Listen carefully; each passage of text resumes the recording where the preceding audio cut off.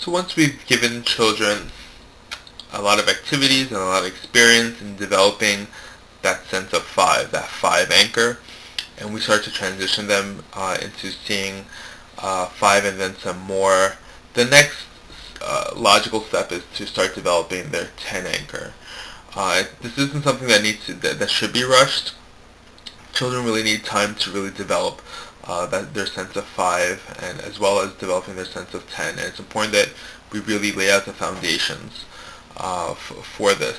We really want to work on strategies, on giving children strategies and developing their number sense.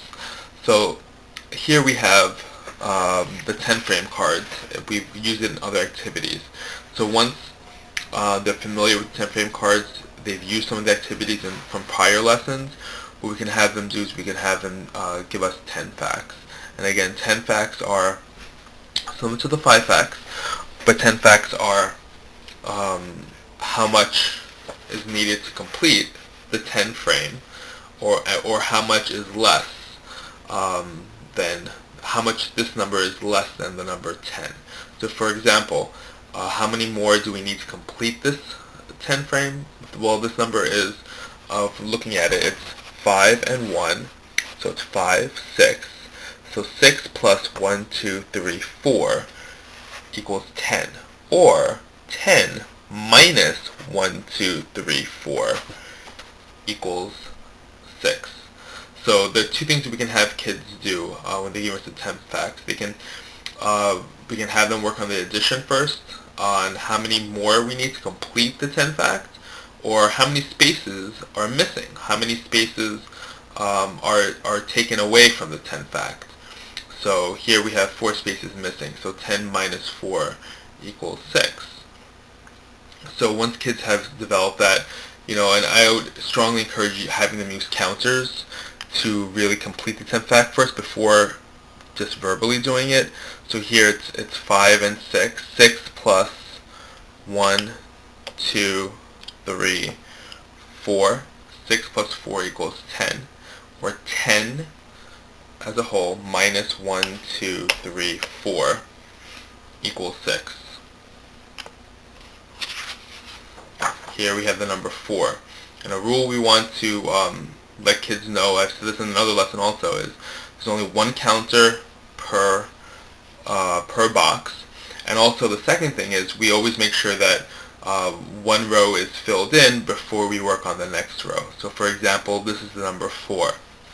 4 and 1 is 5. That completes the first row, that first 5 set, right? And 5 plus 1, 2, 3, 4, 5 equals 10.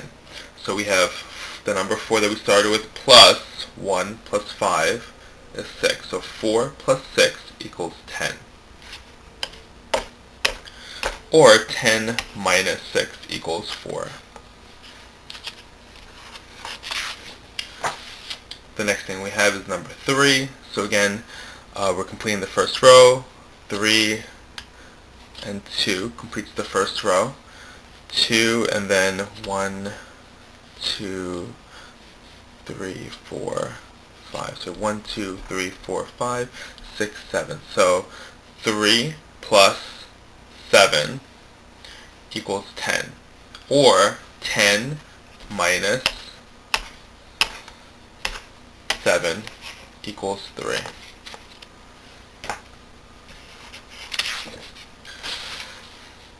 Now, once children have become familiar with this and they can just look at it and they can say, you know what, 7 plus 3 equals 10, 10 minus 3 equals 7. Eventually we'll get them to that point.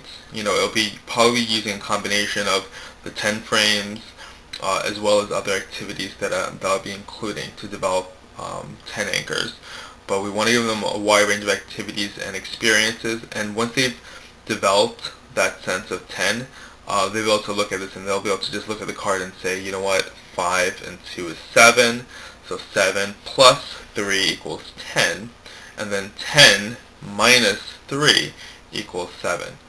So it'll become a little bit more automatic with them.